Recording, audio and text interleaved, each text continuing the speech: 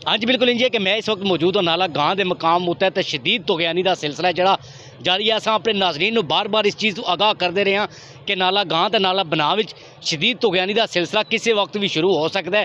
तो अज इस सिलसिला है जो शुरू हो चुका है। इस वक्त इंतहाई ज़्यादा तुगयानी है जी वो नाला गांव में आ चुकी है। तो इर्द गिर्द जोड़े डेरे ने वो इसकी लपेट में आ चुके हैं। रेस्क्यू का ऑपरेशन है जोड़ा वो तेज़ी नाल जारी है। रेस्क्यू ने तकरीबन हूँ तक 80 तो ज़ायद अफराद हैं जिन्होंने रेस्क्यू करके महफूज मकाम उत्ते मुंतकिल किया है। तो करोड़ों रुपए का माल मवेशी है जोड़ा उसनों भी फौरी तौर पर महफूज मकाम उत्ते मुंतकिल किया गया ताकि शहरियों का नुकसान है जोड़ा वो ना हो सके। तो शहरियों की जानो माल की हिफाजत वास्ते जिला इंतजामिया जी मुकम्मल तौर पर सानू अलर्ट नज़र आ रही है।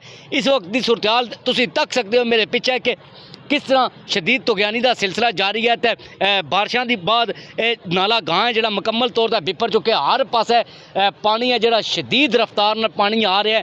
तो रेस्क्यू का ऑपरेशन है जोड़ा वो मसलसल जारी है। रेस्क्यू के नौजवानों ने असिस्टेंट कमिश्नर SHO थाना सदर इन्होंने मिल के ऑपरेशन किया है। तो लोगों महफूज मकाम उत्ते मुंतकिल किया। छोटे छोटे बच्चे मौजूद सन जिन्होंने रेस्क्यू करके महफूज मकाम उत्ते मुंतकिल किया गया है। जो तुगयानी का शदीद तुगयानी का सिलसिला है ये मसलसल जारी है। इसने पहला ये खसनोट डुमेली बड़ा गवा उत्थों यह सिलसिला तुगयानी का शुरू होया।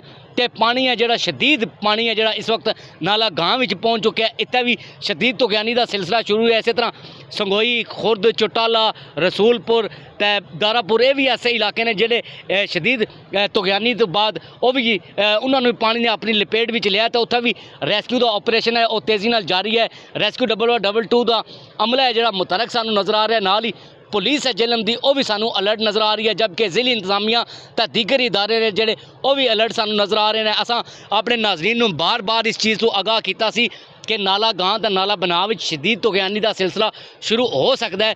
तो अज वो सिलसिला जो शुरू हो चुका है। तो शहरी ने जोड़े उन्होंने महफूज मकाम उत्ते जिला इंतजामिया जी मुंतकिल कर रही है। हर पासे सानू पानी नज़र आ रहा है। असा तो कह के इतने जमीनों में पानी है जोड़ा वो पहुँच चुका है। लोगों के डेरिया के अंदर तक पानी है जोड़ा पहुँच चुका है जिस वजह नाल शहरियों जिला इंतजामिया की तरफों रेस्क्यू किया जा रहा है ताकि इन्हों का ज़्यादा तो ज़्यादा इन्हों महफूज मकाम उत्ते मुंतकिल किया जा सके। तो इन्हों के नुकसानात ने जोड़े वो घट तो घट हो सकन। तो अज भी असा तक है कि शदीद तुगयानी का सिलसिला मसलसल जारी है। तो पानी की सतह है जी वो भी मसलसल बुलंद हो रही है जी।